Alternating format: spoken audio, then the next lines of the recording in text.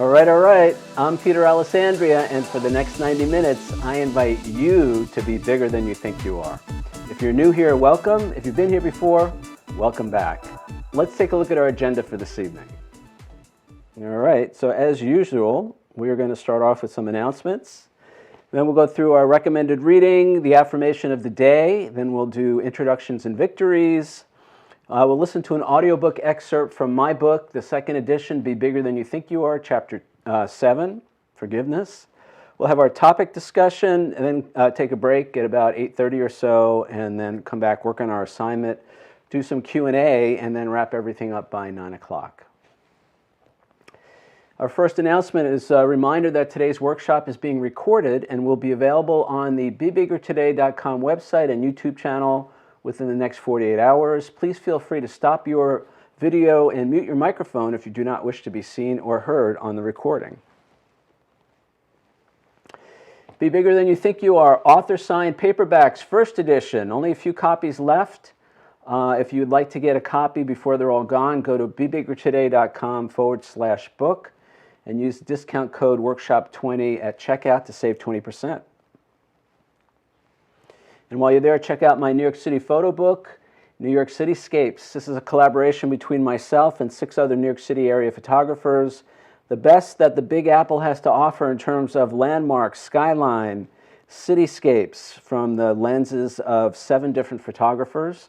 You can get a copy of this also at BeBiggerToday.com/bookstore. Still on sale for $16.95, so check it out. And actually, the audiobook is no longer available for pre-order. It will be available as a regular purchase soon, so I'm going to skip over this for now. That means I'm just about done with it.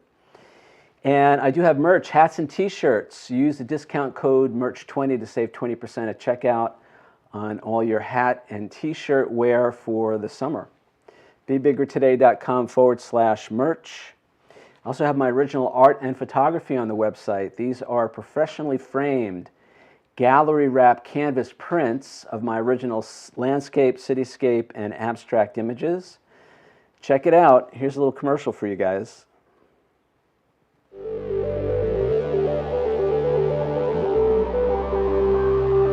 Peter's photos and abstract designs are uniquely beautiful, one-of-a-kind works of art. These gallery wrap canvas prints are set in a contemporary shadow box floating frame and will enhance the beauty of any home or office. Available in 4 different sizes, each piece is professionally framed and comes complete and ready to hang. Frames are available in your choice of black, white, or brown, and each is signed by the artist. Peter's original art and photography will make a great gift for a client, for yourself, or someone you love. Order yours today.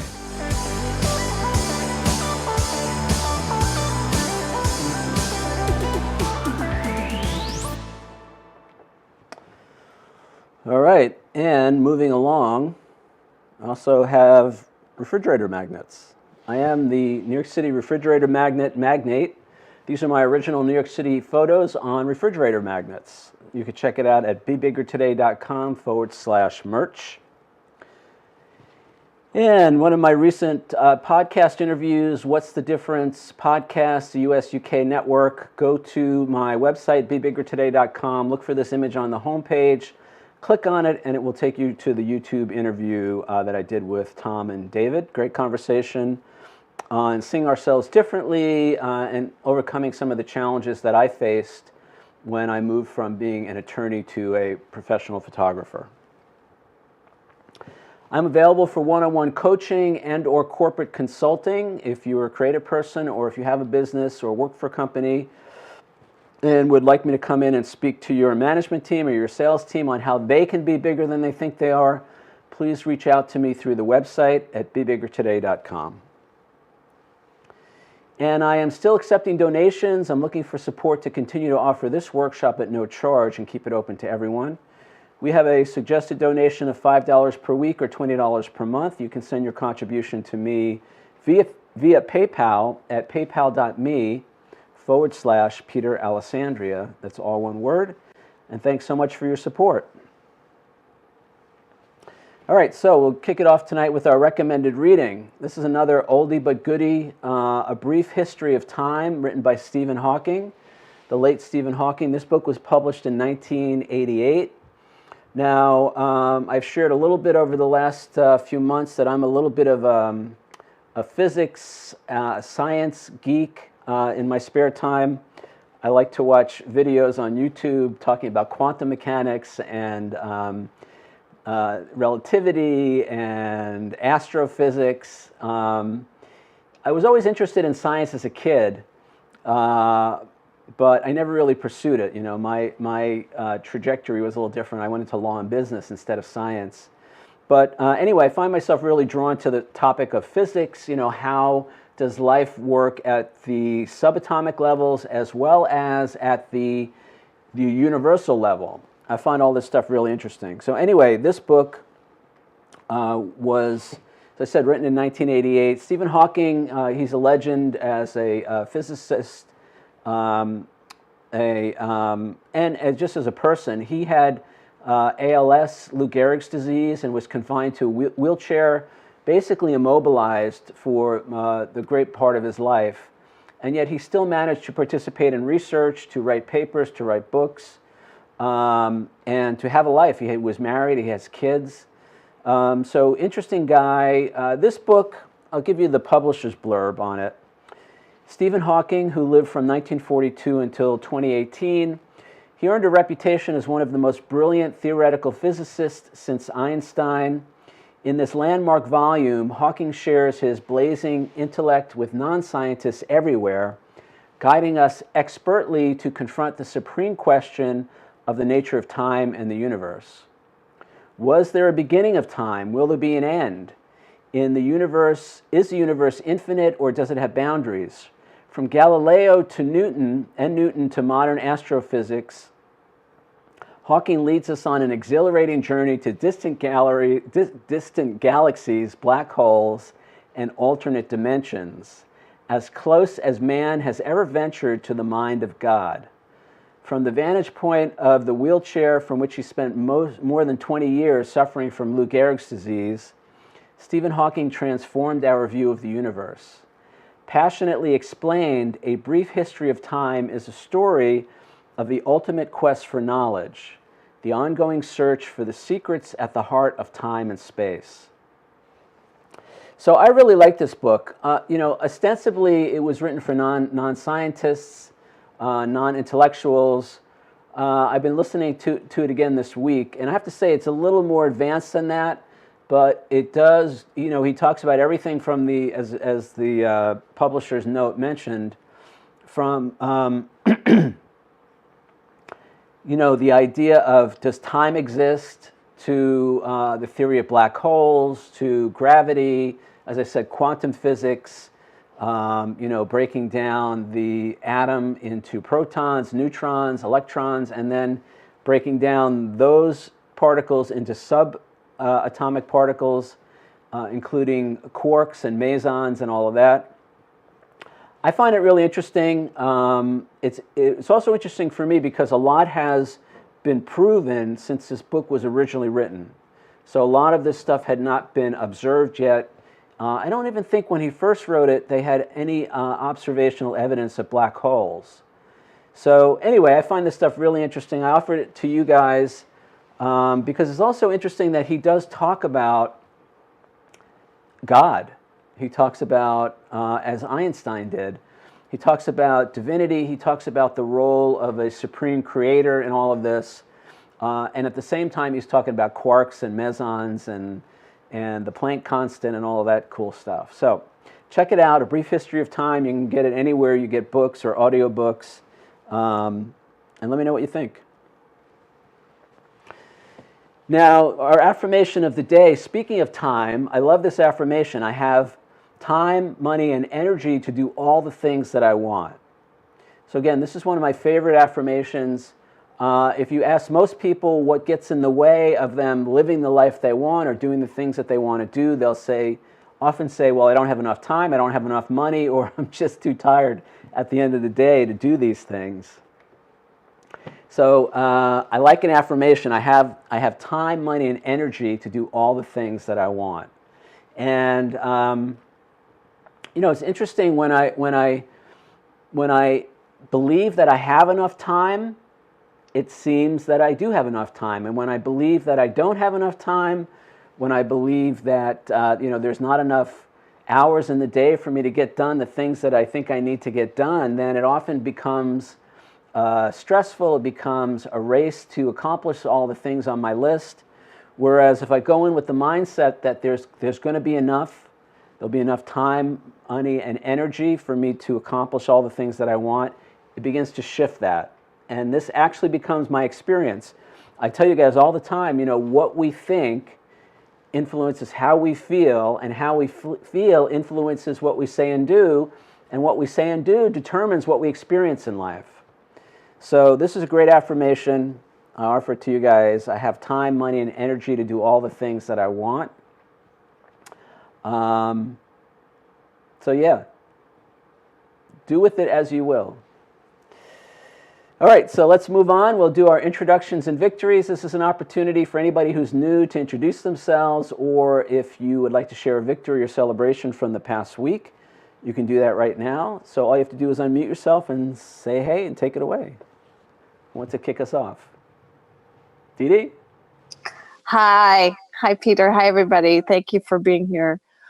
So I'm practicing setting boundaries in a stressful time, with setting boundaries with gratitude and kindness, generosity, and forgiveness, and really trying not to, even though I have some feelings like hurt, maybe frustration and sadness around actions or course of events that I'm affected by. I've been through, so many life experiences to know that the quest that I'm on, that I want to be on, is like, if I could just download the Course of Miracles and just own and be that work. I just want, I don't want to make any enemies. I want to keep my friends, and I want other people to treat me with the love and respect that I know that I want and deserve. And so in doing that, I'm practicing setting boundaries that are for my own good and not just to take care of other people. So that feels like new behavior, but also trying not to be attacking, critical, judgmental, hurtful, or, snarky. How about that? But I have a long way to go still. Thanks, Pat. All right, great. Thanks, Dee Dee. Appreciate that share. If you weren't here the last couple of weeks, we've been talking about setting boundaries, healthy boundaries, what boundaries are and how to use them. And the reason they're so important and why they're integral to the discussion of forgiveness is that if I don't know how to take care of myself in my relationships, and there's conflict, or people are acting inappropriately or whatever within the context of that relationship, it's very hard to forgive other people if I haven't taken care of myself, because I ultimately may be setting myself up for more harm, more abuse, more whatever. So I have to learn how to take care of myself, and boundaries are tough. I've been working on this for 25 years, and I still am challenged in using, and I wrote the darn book, and I'm still challenged in how to use boundaries, how to set boundaries with other people, and all the stuff that we've been talking about for the last couple of weeks. So this really is learning how to walk, learning a new skill.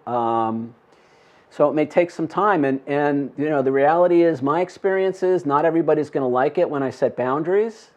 People kind of like the same person to show up week after week or day after day, and they don't like when you change the rules, and all of that.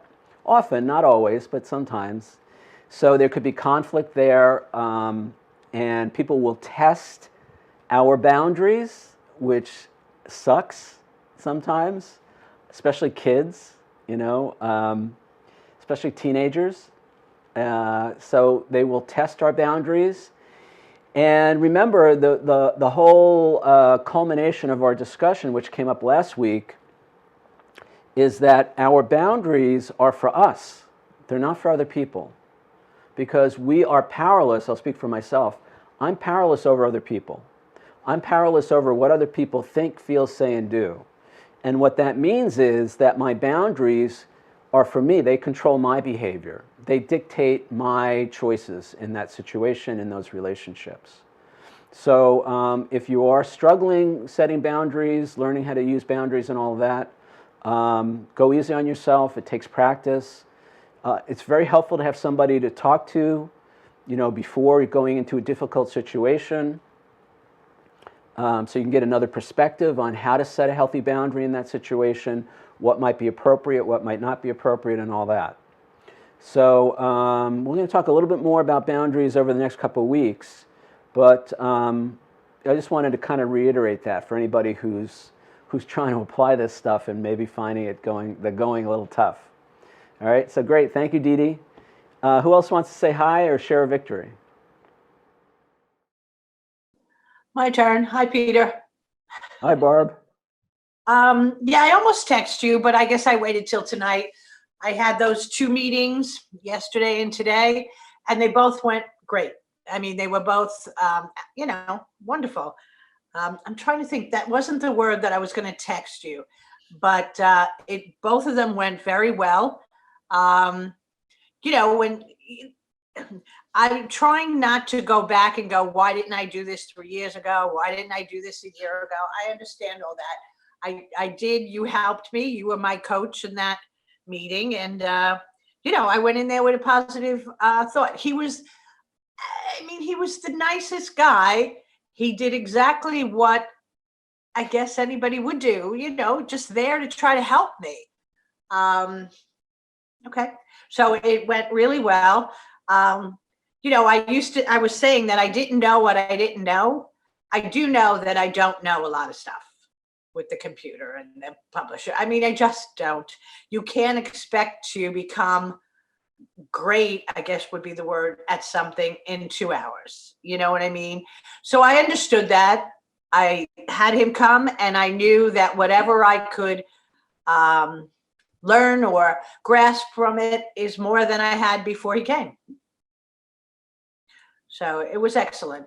And yes, the person, and I'm realizing, with your talking too, that either I attract these people in my life or whatever, but the person that I have a problem with, I mean, she was okay, but she must have been so, what would be the word? Her own problem, but I'm sure she was like beside herself. What I said to myself, because I was fine, he was fine. I was like, one time I said to myself, God, I'm glad I'm not her. You know what I mean? She was so uncomfortable. It's such a shame. She has no idea, anything as far as I'm concerned. I mean, she's a nice person, but she has no idea what goes on, with life and how to deal with it. So that was good. The victory was there. If I gained 1 or 2 things, I don't know how much that's going to change it.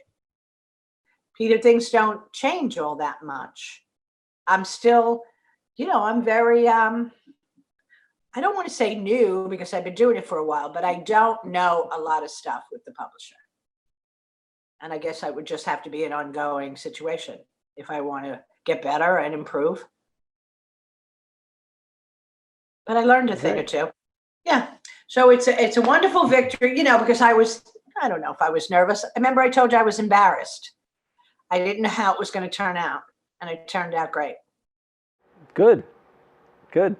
I'd love to see you smile when you say that. It turned out great. Turned out great.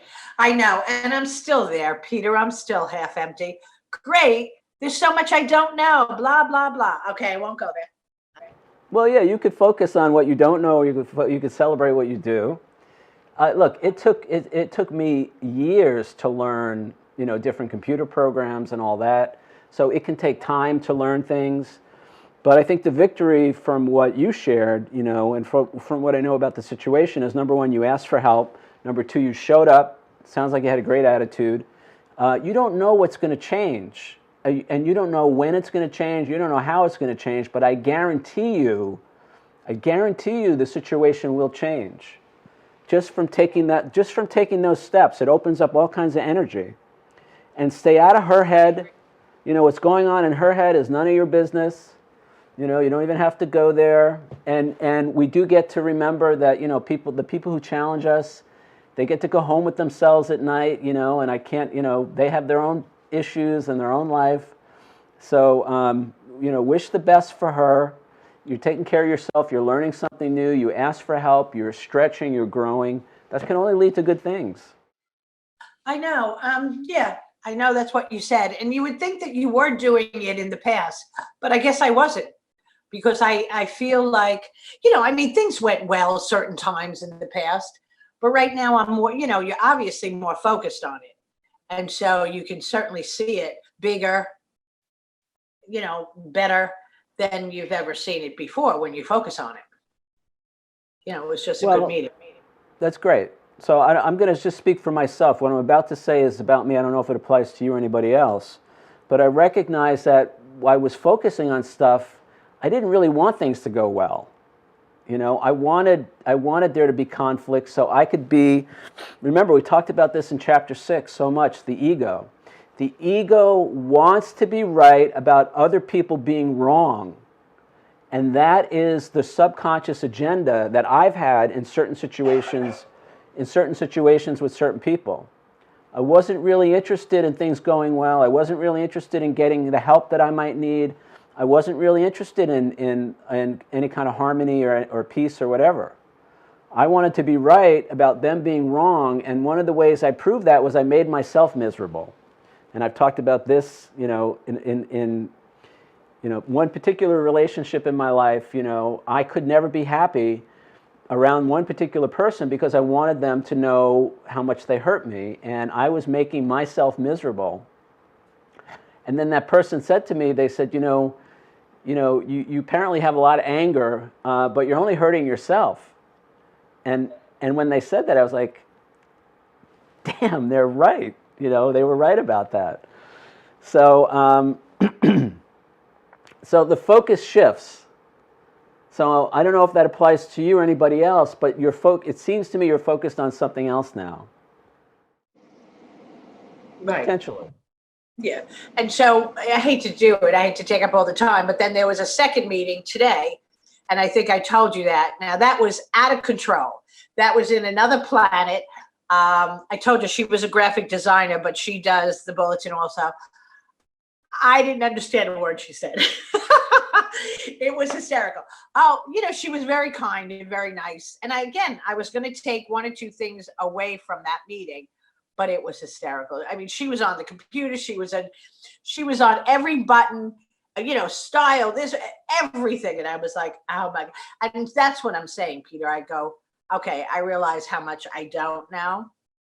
But it was fun. I mean, I'm not saying I other times maybe I would have gotten glum, but it was fun to watch.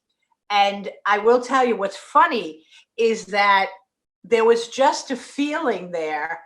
You know, I know the people. So somebody's there. Then the office manager came from the place, and I felt like she never left my side. And I kept on like, you know, I wasn't focused on her, but I was focused on what I came to do. But like you said, and then eventually I said to her, you know, I don't know if this is going to work out. And I said, I would love to have another part-time job 2 or 3 days a week. Just came right out and said it. I mean, why was she standing there? Why are you up my ass? You're the office manager. I want to leave one place and go to another. I might as well just come. And she, you know, she almost smiled. She was like, oh, okay. But what happens is they don't always hire people that are parishioners or people in that congregation. I do know that for a fact. But then I said to her, you know, it's not always that way. You know, talk to the pastor. Maybe he'll change his mind. You know, I didn't pursue it, but I did. And I felt like that energy was there more than this crazy person on the computer. So another victory, Peter. Because that's what you said to do. Yeah. All right. So that's a woohoo. Why was she there? Why was she up? Why didn't she ever leave? And then we eventually had to do something, and we wound up going into her office. There was another computer to look at, and it was her office and she was there. I mean, she was like, oh, Barbara, do you know this? Oh, Barbara, do you know that? And I'm sitting there going, okay, she just became my best friend. I don't know why. Well, so listen, that's great. That's huge. I mean, just asking for help, asking for, just letting people know that you're interested in moving on, looking for opportunities.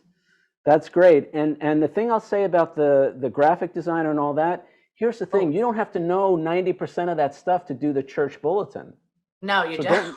Don't make yourself crazy with how much you don't know. That stuff is like for people who do graphic design for a living. Right. So don't worry about it. Affirmation. What's a good affirmation? I know all that I need to know to do the job that I'm hired to do. Oh, okay. I will write that down. I know all the things. I know all the things I need to know for the job that I am hired to do. Right? Yeah, something like that. Yeah. Okay.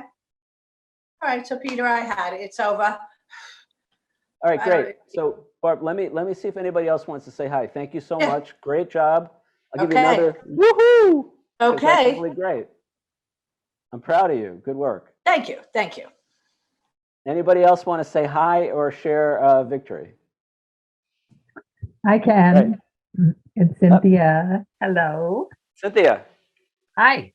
My mother has dementia, and yesterday I went to pick her up to take her to the doctor for an annual physical. And she was, as she came out, brought out by somebody from the place where she lives, she was upset, very distressed before I'd even said hello. And she didn't recognize me. And she thought I was kidnapping her. And it was heartbreaking. So she would not get in the car. She wasn't going to go. Someone came from the facility and, helped her to get back inside. And I called my sister, and I was early enough, which is not always my way. So I was early enough that when I called my sister, who lives just a little ways away, she was available. She said, I'll call her and tell her I'm coming to pick her up. And she did that and got her to the doctor's appointment in time. So she was so distraught.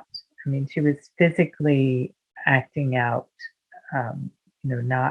she wanted to harm me because she thought I was a kidnapper. So scary. But today I went over and they just opened up the facility to allow you to go in to the person's room to sit with them without a mask, but escorted in and escorted out and sitting in their room without mask. And we spent a really lovely hour together. I had taken her some flowers, and we just had a nice visit talking about genealogy, which we both like to talk about. And I think, that was huge because the boundaries, there have been problems in the past during her years of dementia where she physically bruised me by grabbing me and pushing and things like that. And that didn't happen yesterday. I stayed far enough away from her that, I had my physical boundaries. I was a little distraught emotionally, but, after I got her back into the building and my sister was going to try to deal with the doctor's appointment, which I acknowledged I was not going to be successful at, period. Then I had asked for help, with the people in the facility and also with my sister. So I've done what I could do. And I went and did the grocery shopping in a nice air-conditioned building, and had a pleasant rest of the day, which these are boundaries, emotional boundaries and physical boundaries that I hadn't always had. And so I'm grateful. They really are woohoo. And then to be willing emotionally to be available to my mother again today, because she's a different person today. I had a friend many years ago who used to say that he woke up with a new blonde in bed with him every morning. And I looked at him and I thought, I know he's faithful to his wife. What is he saying? But he was saying that every day he allowed her, his wife, to be a new person, and that whatever had gone on before, the day before, was gone. And they had a new relationship today. And I used that today with my mother. So we had a very pleasant time. So thank you, Peter. Woohoo! Thank you, Cynthia. Woohoo! That's great. My heart goes out to you because I could only imagine how challenging that can be. And we did talk about, the importance of having healthy boundaries with the people that we're closest to. It's like we need boundaries with the people in our family, our spouses, our children, and all that, more than any place else sometimes.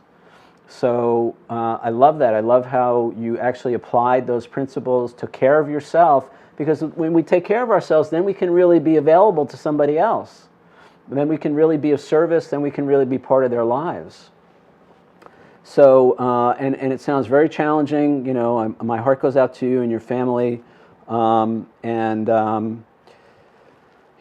a bigger plan. We're going to talk about that in my next book. So my best wishes to your mom and to the rest of the family. So thank you for sharing that. Thank you. You're welcome. Anybody else want to check in just real quick? Let us know what's going on. All right, well, it's already time for the break, but we haven't even started yet. So let's jump in. We're going to listen to the audiobook excerpt. So we're talking about the relationship between resentment and forgiveness tonight. And so I'll just say this: they're mutually exclusive. All right, we can't be in one and also have the other. So we're going to talk about that in a few minutes. This is going to come out in the audiobook tonight. It's I think it's only about 5 or 6 minutes. So let's listen to the audiobook and then come back and I'll start our discussion for tonight. 7 minutes. All right, here it goes. Resentment Revisited. We discussed resentment in Chapter 6. We said it's a passive form of anger where we harbor negative feelings within rather than outwardly expressing them. It's based on a perception of ourselves as victims of someone else's wrongdoing. Pia Melody says resentment is victim anger, while the Big Book of Alcoholics Anonymous refers to resentment as the number one offender. But like almost everything else we've discussed so far, resentment has something to teach us about ourselves. For me, I can see it's related to whether or not I'm taking responsibility for my life. My relationship with Stan is a perfect example. If I had set some healthy boundaries sooner, I would have never felt the upset and turmoil I did. And prior to the moment that I realized my boundaries were for me and not for other people, I was convinced it was all his fault. It was only after I took responsibility for my part in the situation that things changed. Accordingly, I've learned that resentment means I have not done what I needed to do to take care of myself, and now I'm blaming someone else for that. And the anger I think I feel towards them is really misdirected anger that I feel towards myself. Stan is also a good reminder that we don't need anger to take care of ourselves. Recall my actual telephone conversations with him. I didn't lash out or blame him for anything. Each time we spoke, my tone was calm and friendly. Even when I finally set the boundary, despite being scared out of my mind, I spoke calmly and evenly without accusing him of anything. I recounted our prior discussion on the topic and reminded him that at the time he said he understood. Then I offered a solution that would work for me going forward. I did all this without attacking him or hurling angry accusations his way. In each conversation, I did my best to be clear and direct without invoking any negative emotions. To overlook or look past. A Course in Miracles says to forgive is to overlook or look past. We look past other people's harmful or inappropriate behavior. We strive to see the good in them irrespective of what they've done. We can still take care of ourselves and hold others accountable for their actions, but we do so without attacking them or making them wrong. By not taking what they've done personally, we're able to see them and ourselves in a new way. Of course, it can be quite difficult to overlook someone else's inappropriate behavior when we're identified with our ego. The ego's main purpose is to find fault and then attack based on that fault, not forgive. Also, as I mentioned in the last chapter, the ego is both paranoid and egocentric. This is a deadly combination that removes any hope we can count on it for true forgiveness. This is not to make anyone wrong for not forgiving, but it does serve to illustrate what we're up against when we're identified with our ego. Generally speaking, it's helpful to overlook whatever's upsetting us in life. This is not limited to someone else's bothersome behavior. There's a metaphysical principle that says attention equals intention. That is, whatever we give our attention to, we activate in our lives. You may have also heard it said that what we resist persists, or if you don't feed it, it won't grow. These ideas all stand for the proposition that we play a role in what comes to us in life. Thus, by overlooking what we don't want and paying positive attention to what we do, we can begin to shape who and what we attract into our lives.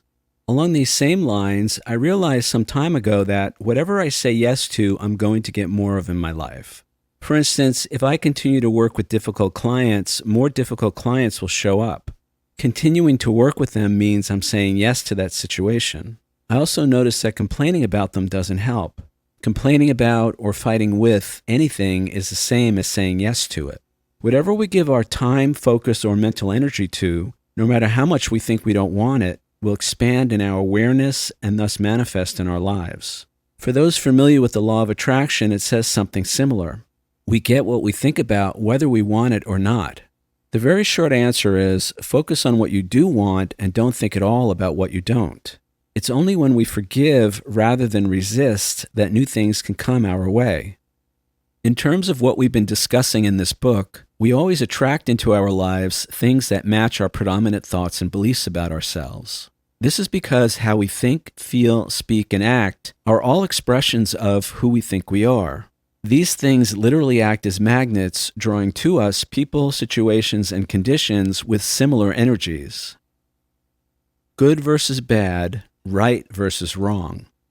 We often justify our lack of forgiveness on the basis that we're good or right and the other person or nation is bad or wrong. We talked extensively about the effect of seeing ourselves as right and others as wrong at the end of the last chapter. We also looked at how we use judgment to proclaim something as bad and thus unworthy of our love. What I want to draw your attention to now is how we use these words as arbitrary labels. Labeling something as good or bad or right or wrong is simply our attempt to justify how we feel. Right is always something we agree with, while good are things that please us. Wrong or bad are the opposites. As such, these words are just made-up labels with no objective or absolute meaning.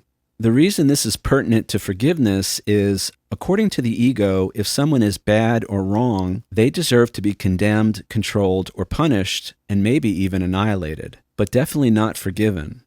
This may seem trivial. The words we use to label someone or something shouldn't really matter. Yet words reflect our thinking and can convey intent to others. For me, eliminating terms like bad or wrong from our vocabulary is essential if we truly want to forgive.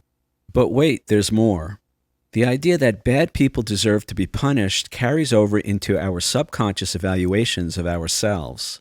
If who we think we are is bad or evil or guilty, and almost all of us see ourselves this way at one time or another, then we subconsciously assume that we deserve to be punished. This eventually boils over to our conscious minds, where we brand ourselves or others as sinners, evil, bad seed, etc. We can create entire theologies based on the notion that we're bad people who deserve to be punished. This is why many people see the difficult or unpleasant things that happen to us in life, like illness, financial setbacks, loss of a loved one, and so on, as a form of punishment. It's difficult to forgive others when we believe God is punishing us for our sins. Actually, it's not difficult, it's impossible. Don't need those. So that's the reading for tonight. I've got a lot to say about all this, so why don't we just jump right in here. So, but what I wanted to share with you guys, so I was going to do this before the workshop, I forgot. So I love this definition of resentment. Resentment, bitter indignation at having been treated unfairly.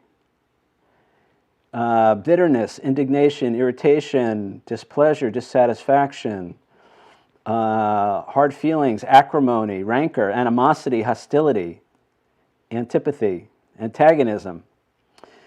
So I consider resentment as a passive form of anger, and it is born out of this notion that we've been unfairly treated, either by other people or by life in general. Now, the first thing I want to say up front is that we may, in fact, have been treated unfairly by other people or by life in general. I'm not disputing that. That may have actually happened. And as always, we're not making excuses for somebody else's inappropriate or harmful behavior. And I don't have to be a victim. I don't have to see myself as a victim. I don't have to feel indignation. I don't have to feel righteous anger. I don't have to feel justified anger to take care of myself. That was the whole discussion of the last two workshops, which is how to use healthy boundaries to take care of ourselves instead of reacting, attacking back, seeking retaliation or revenge because somebody has treated us unfairly. All right? It's quite possible that we have been treated unfairly. It's quite possible that the other person's behavior is totally inappropriate, and I still don't have to feel resentment to take care of myself. P. Melody, she says, as I said in the reading tonight, resentment is victim anger. And of course, the big book of AA, which many of us are familiar with, says that resentment is the number one offender. So whenever I feel indignant, how could you do this to me? Justified in retaliation or attacking back, I'm in my ego, the egoic mind, and the egoic mind is not interested in anything but taking things personally and then feeling justified in attacking back and judging the other person or situation. So the ego uses judgment, justified anger, indignation, taking things personally, and basically, there's no chance of resolving our differences. There's no real chance of peace, lasting peace. I mean, this is why nations constantly go to war with each other over centuries in some cases, and all of that. So it's not to say that we haven't been unfairly treated. It's not to say that other people are angels or anything like that. And what I'm learning and what I'm hoping to share with you guys is that I don't have to be a victim. I don't have to see myself as a victim. I don't have to act like a victim to take care of myself. There are other ways to do that can actually open the door to reconciliation and lasting peace. All right, so this was the definition from the reading tonight. Resentment is a passive form of anger where we harbor negative feelings within rather than outwardly expressing them. Obviously, the resentment can leak out in our interactions with other people, but it's not as overt as, traditionally we might think of anger or violence or something like that. It's more passive. And it's based on a perception of ourselves as the victims of someone else's wrongdoing. So remember, the only question that matters is, who do you think you are? How do you see yourself? And if I want to know who I am, I look at how I am. If I'm thinking, feeling, acting, and speaking like a victim, then that's who I'm being in that moment. And it's not to make anybody wrong, including myself, but to begin to understand that there might be another way to deal with that situation. There might be another way to take care of myself in that situation. So I don't have to feel resentful. I don't have to feel that burning desire to get even, and how could you do this to me? That was my middle name for a long time. How could you do this to me? How could you treat me this way? And to feel that indignation and victimization and all of that. And then that becomes my excuse for my own bad behavior. So the definition that I like now, that comes up for me, and this is in the book on page 244, I define resentment. Resentment usually only means one thing, and that is that I have not done what I needed to do to take care of myself in that situation, and now I'm blaming someone else for that. And the anger that I think I feel towards them is really misdirected anger that I feel towards myself because I didn't take care of myself.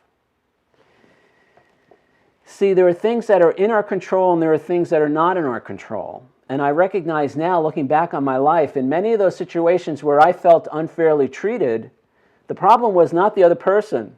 The problem was that I didn't stand up for myself. I didn't let the other person know what I needed in that situation, in that relationship, what was going to work for me. I didn't set healthy boundaries. I didn't take care of myself. I expected them to take care of me. I expected them to just read my mind and know what I needed to feel safe or to feel loved or to feel accepted. And when I didn't get that, I blamed them for that, like if somehow it was their fault. That's the insanity of my life. And I see this in other people. And so I'm suggesting that again, this definition of resentment, it means that I didn't take care of myself. And that's why I ended up feeling unfairly treated.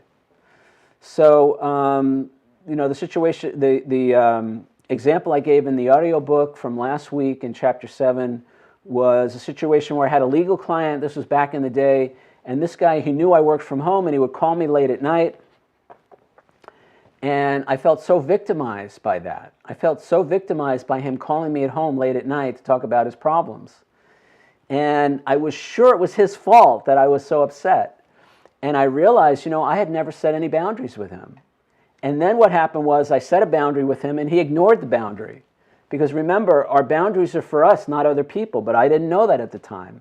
So I just expected him to respect my boundaries. And then I felt even more victimized by him when he didn't. So the solution was, again, if you weren't here, it might have been 2 weeks ago or last week, the solution was that when he called after 7 o'clock or whatever time it was that I didn't want to get calls from him, it was my job to nip the conversation in the bud and get off the phone and tell him that I was not going to speak with him. And that was very hard for me to do. Number one, because I was very codependent. Number two, I had a small practice at that time and he was responsible directly or indirectly for like 90% of my income. So it was scary for me to say no to him. It was scary for me to set boundaries with him. It was scary for me to take care of myself because I didn't want to upset him because I felt so dependent on him for my livelihood, for my well-being. So, but it was only after I did that, when I got off the phone, when I nipped that conversation in the bud, I got off the phone and I moved through the fear. Remember, fear is an emotional response to a perception of ourselves as powerless and or unlovable in a given situation. The best antidote to fear is action. Walking through that fear, whatever that situation is that has us stuck, is to actually walk through that, take the steps, move through that. And I shared, again, as I shared in the book and in the workshop last week, I thought, when I set that boundary with him and then I stopped talking, there was silence on the phone. And it probably was only a second or two, but it felt like an eternity. And I didn't know if I was going to make it. My heart was pounding and I was shaking and all of that. And, his response was, okay, I'll give you a call tomorrow. Have a good night. And that was it. So all this fear, anxiety, this stress, all of this stuff that I did to myself for weeks and months and years, it resolved itself in 3 seconds. Okay, I'll give you a call tomorrow. Have a good night. But that changed everything. Walking through that fear began a lot of changes in my life. So that's the power of having boundaries. That's the power of recognizing that it's nobody else's fault that I feel the way I feel. Actually, let's get a close-up on that. It's nobody else's fault that I feel the way I feel. It's not to say that they're not misbehaving. It's not to say that they're not inappropriate. It's not to say that they're not unloving. And they're still not responsible for how I feel. My feelings are about me. And my feelings are always a function of how I see myself in that situation. And the more I begin to understand how to take care of myself in difficult situations with difficult people, the less I react with fear, the less I react with resentment, the less I want to get even, and the more I can begin to have compassion for them and have understanding for them and say, wow, they're attacking me right now. They must be really afraid or whatever, upset or feeling insecure, unsafe. Not to make excuses for what they've done, especially if what they've done is inappropriate or unloving. And to recognize that how I feel is always about me. My thoughts, feelings, words, and actions are about me, not about somebody else. So what I'm suggesting in this work is that we begin to consciously and deliberately choose thoughts, feelings, words, and actions that serve us and that move us past those situations where we're stuck or where we feel resentful, unfairly treated, justified in retaliating, and all of that. All right, so another thing that came up in the reading tonight that I also actually talked about this last week a little bit. So Course in Miracles says to forgive is to overlook or look past. So we actually look right past the things that challenge us in our lives. And because what we don't want to do is give them our attention. Or we don't want to give them too much attention. We don't want to focus on take things personally and focus on how could you do this to me and all of that. We want to direct our attention in a more productive, positive way. Now, again, just to be really clear for the millionth time, if somebody's attacking us, if somebody is harming us, if somebody's abusive or inappropriate, this doesn't mean that we stand there and take it. That's not what this is about. All right?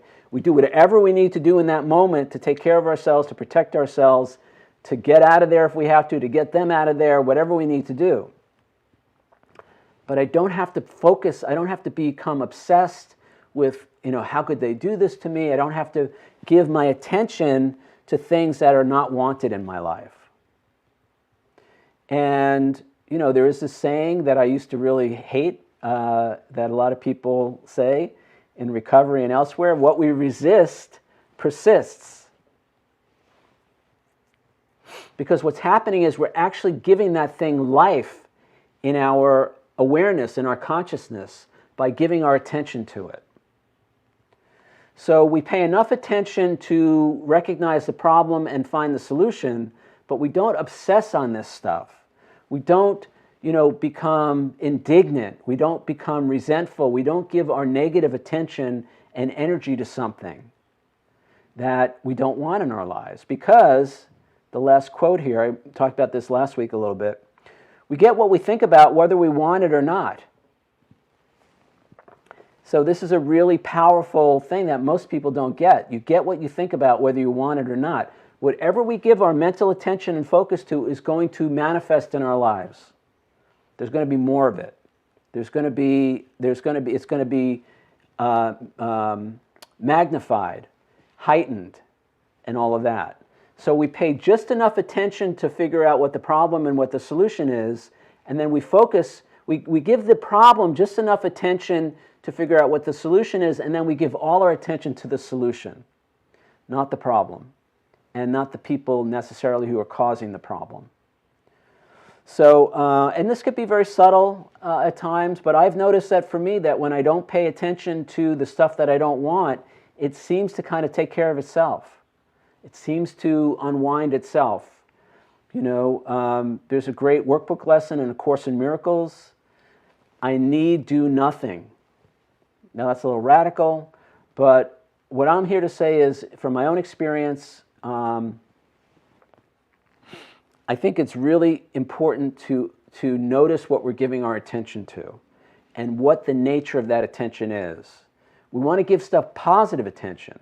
We want to give stuff, look for the solution, manifest the solution. But when we focus on the problem and the people who are causing the problem with a negative attitude, we keep it going. We keep that thing going in our lives. All right, and then the last bit for tonight on the slides here is this idea of good versus bad, right versus wrong.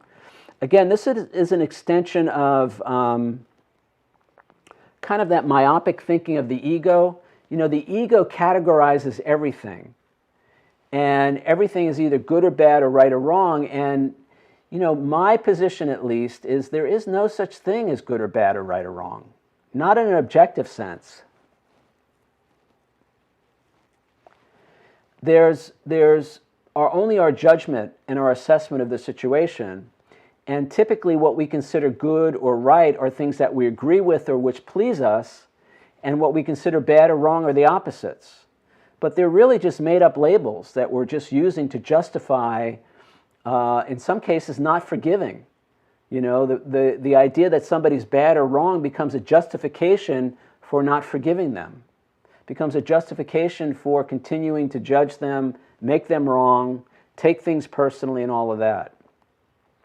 So I want to suggest that we really, in many cases, I think, might benefit from eliminating these words from our vocabulary and understanding that. And here's the thing, guys, you know, I see this in my own life, and I see this in society in general. You know, what we considered bad maybe just a few years ago, now all of a sudden we consider good, and what we considered right then is now wrong. So these are very subjective, kind of slippery kind of definitions that we might use. And I just want to bring this to your attention because this can become another reason, another block to forgiveness, to resolving conflicts and resolving differences. All right? So this is my take on that topic. And so I'll offer that to you guys for what it's worth. All right, so let's look at the assignment for tonight. How do you guys define resentment? You heard my definition. I'm curious to see how you define it. And so what we're going to do now, if you're new here, we're going to take a 5-minute break. I'm going to play the song. I can't actually play the song on YouTube because of copyright issues. So, but the words will be on screen. It's Love My Life by Robbie Williams. Great song. And we'll be back in 5 minutes.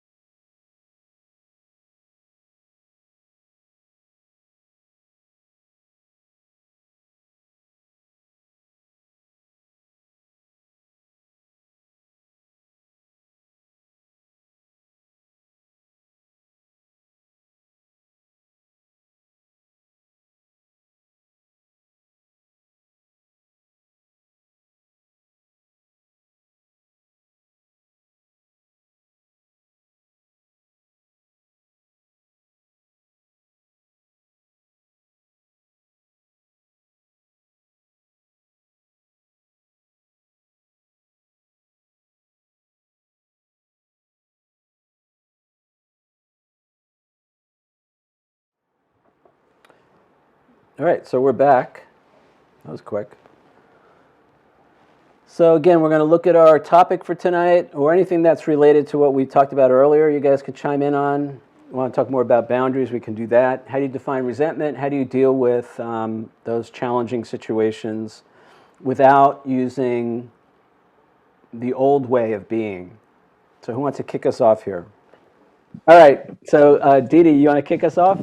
I do, because I got to go back to work. I define resentment as re-feel. So playing the movie over again of whatever it was that upset me, and I go through those feelings of whatever that wasn't positive, the opposite of what I want to feel, and especially and then most importantly that whole process has me by the kahunas, and I can't move forward in my life with attracting that which I want, or even seeing myself differently, et cetera, how I want to be. So lucky for me, this is how God has my back.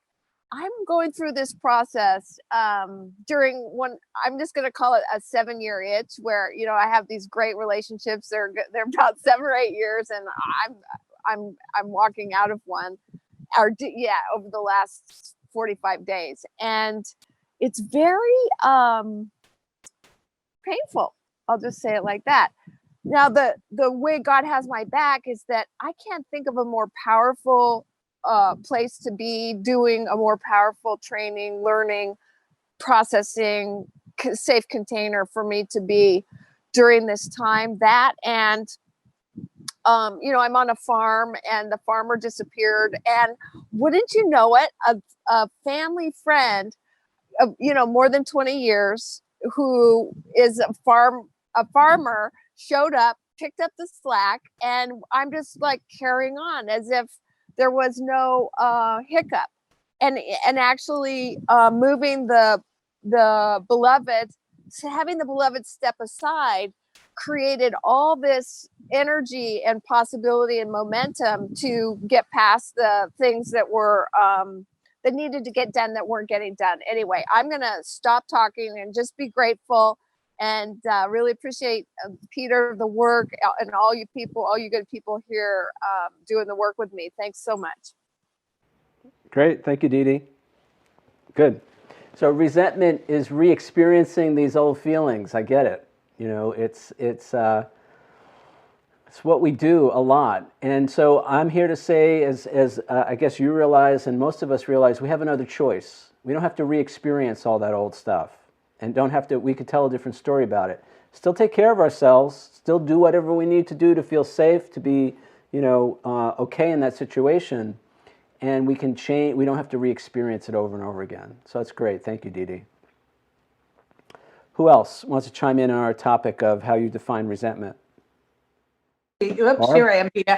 Yeah, I thought about something while while we were on the break, and I said, what kind of story is that? Just not even for me, but I think this story, and it kind of resonates with what you were talking about. I don't know if you remember, it had to be 40 years ago. But see, I was young, and I wasn't young. My father was a New York City cop.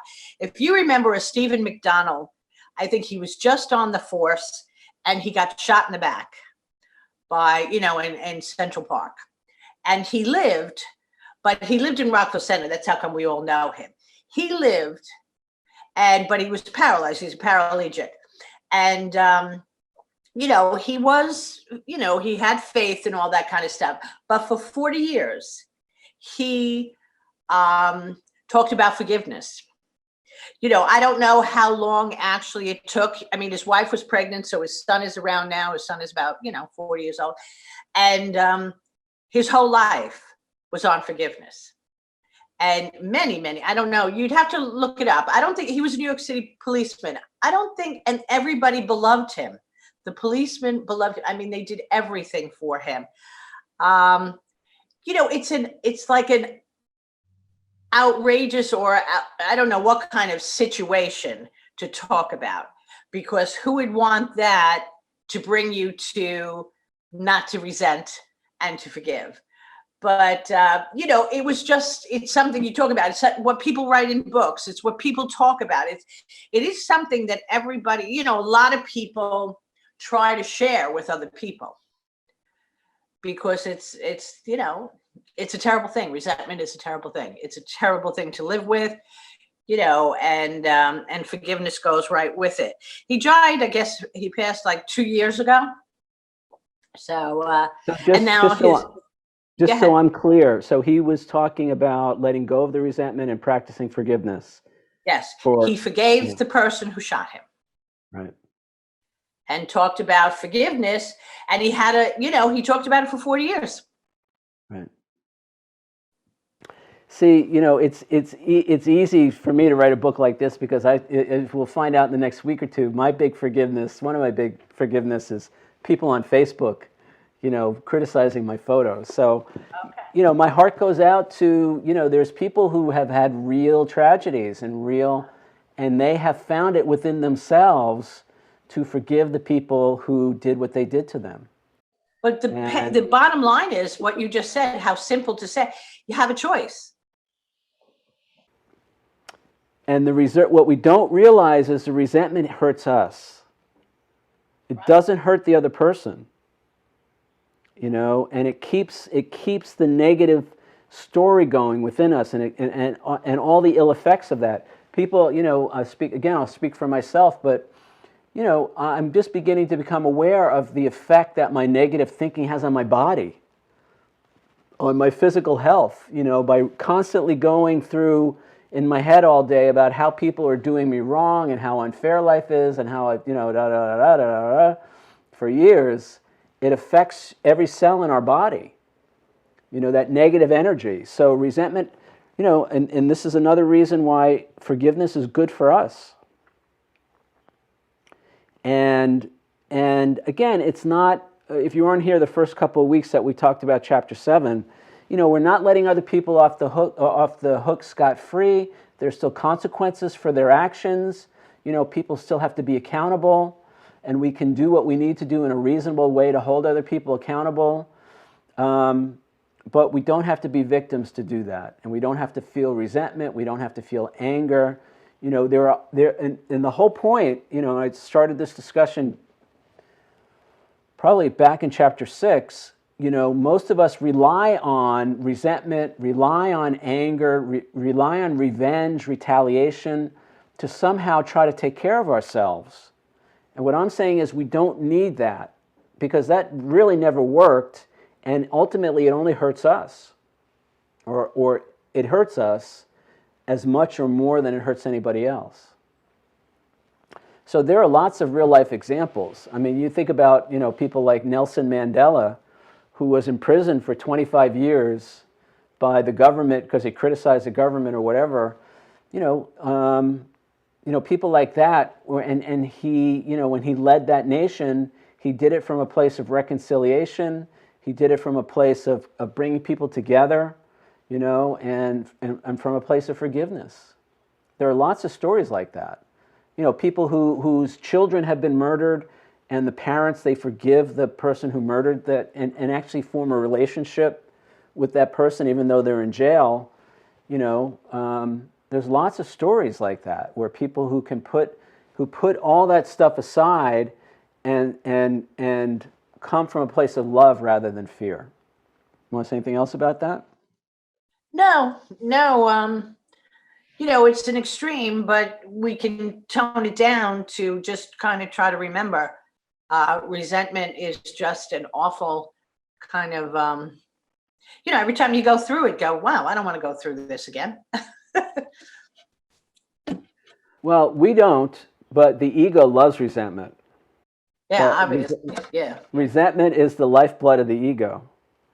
That's why I spent all that time in the last chapter talking about, what the ego is, and how when it's in charge, we're not interested in forgiveness. We're not interested, we take everything personally. We, feel justified in attacking other people, making them wrong, judging other people. So yeah, we don't want to go through that. And there's a part of us that actually does. It's part of me that does. Can't speak for anybody else. So by bringing all that to our attention, it's like, oh, okay, now this is my egoic mind. Now I'm in that place. I really don't want to be there anymore. So I have to make a choice. All right, great. Who else? A couple more minutes. Anybody else want to chime in on this topic of resentment or any of the other things we spoke about? I can say a few more words. Great. Go ahead, Cynthia. With regard to resentment, I was holding resentments over a period of time and differences of opinion that, we just didn't agree upon things. But my blood pressure, beats per minute, was going up and up and up. And then when it came to sort of, a place where I acted out, I've spoken about this before, I acted out. And, I'm not proud of that behavior.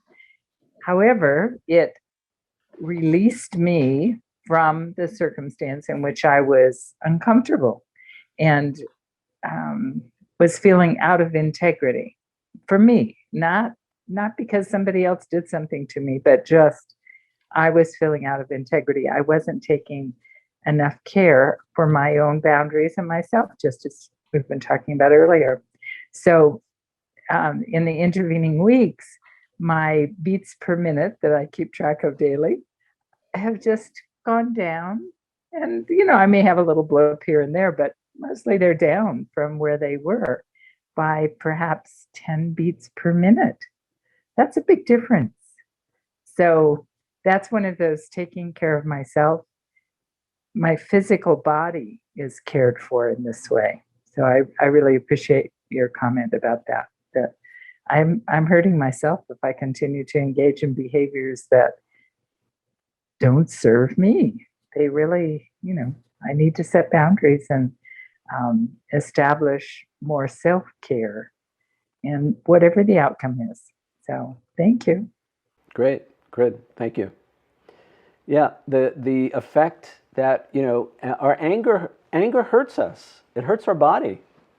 People talk about the relation between high blood pressure, heart attacks, to that attitude of anger, the emotional state of anger and resentment and all of that. So good to be aware of that. That's why I started off this chapter saying forgiveness is something we do for ourselves. It's good for us. But I can't get there if I don't know how to take care of myself without anger. That's why we spend all that time on boundaries, and we're going to talk more about, healthy boundaries. That's how we take care of ourselves. That's how we replace the resentment, the justified anger, and all of that with something positive. That's good for us. Another word for resentment is a grievance, grievances. And Course in Miracles talks all about grievances. And there's a great workbook lesson that I love, which is let miracles replace all grievances. And the implication is that when we let go of our grievance, when we let go of our resentment, it opens the way for miracles in our lives. The only thing that stands between us and divine intervention, miracles, and all of that is our negative attitudes, our anger, resentment, and all of that. So as I begin to let go of that, because I no longer see myself as a victim, remember, it all starts with how we see ourselves. As long as I see myself as unfairly treated, as long as I see myself as a victim, the natural response is going to be resentment. It's going to be grievances. It's going to be justified anger, retaliation, judgment, control, and all of that. And I get to decide. I get to choose. I'm in charge of who I think I am. I'm in charge of how I see myself. So that's how things change. That's why it's not enough just to say, oh, you should forgive, it's like, what would Jesus do or whatever, The reason Jesus was able to forgive was because Jesus knew who he was. There was no question in his mind about who he was, about his divinity, about his, his relation to something greater, his source and all of that. As soon as, and this is what my second book is going to be about, as soon as we begin to see ourselves the way he saw himself, then all of this forgiveness stuff is going to be easy. All of this loving our enemies, loving our neighbors as ourselves, all that stuff, that becomes easy then. It's hard now because we have no idea who we really are. And we see ourselves as threatened, as weak, as vulnerable, somebody else having power over us. That's why I spent all this time in chapters 1 through 3 talking about responsibility, talking about power, what power is, true power, ability to consciously choose and or change our thoughts, feelings, words, and actions. So as I see myself differently, I respond to the world differently. The world has not changed. This is the whole point. Nothing has changed out there. What's changed is in here. It's how I see myself. And when I change how I see myself, I change how I respond to the world. Not making excuses for other people's bad behavior. I know I'm not supposed to use the word bad. So inappropriate behavior, unloving behavior, not making excuses for any of that. And I can deal with all of that differently from a place of power, from a place of strength. See, we confuse physical force and violence with strength, but violence is a sign of weakness, not strength. Force, physical force, is all a sign of weakness. It's a sign of somebody who sees themselves as threatened, as vulnerable, as powerless. My opinion. I know other people feel differently. All right, so anybody else want to say anything about anything? All right, so I'm going to play the song one more time, 3.5 minutes this time. We'll come back and say our final goodbyes.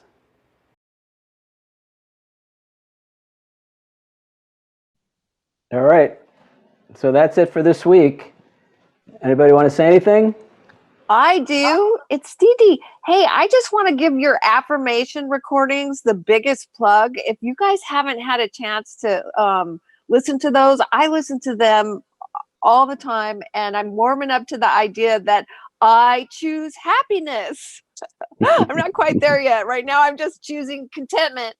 But they're so powerful, and I can't wait till the third one to come out. And thank you for the audiobook, because I love audio way more than reading.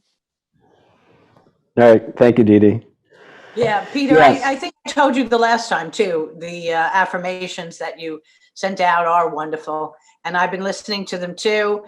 And yeah, it's what you have done, but it feeds the mind with good stuff. And I agree with Judy. They really are a plus or a blessing. Great. All right, good. I love it. I love that you guys are getting value out of that. I'm going to try and get the third one done this weekend. So hopefully by the time the email goes out next week, it'll be ready. So, and I created a whole bunch of them for myself. I have like 6 of them on top of those, I have like 6 that I've created for myself, in specific areas like, wealth and relationships and health and all of that. So, all right, great. All right. Good night, Peter. Good night, Barb. Anybody else? Thank you. Thank you. Good night, everybody. In case you guys are not familiar, on the email that I send out, there's a link to go to the affirmation meditations. They're not actually visible on the website. There's a reason for that, so you have to use the link to get there. And if you can't find it, just reach out. I'll make sure you get it. All right, great, guys. So thank you for being here. Only a few more weeks left. I think maybe 3 or 4 weeks, and we're going to be done with the book, actually. So you want to be here for the next few weeks, and that's it. So be bigger than you think you are today and every day. Have a great week. I'll see you guys next week. I want to hear all about your celebrations and victories. See you guys.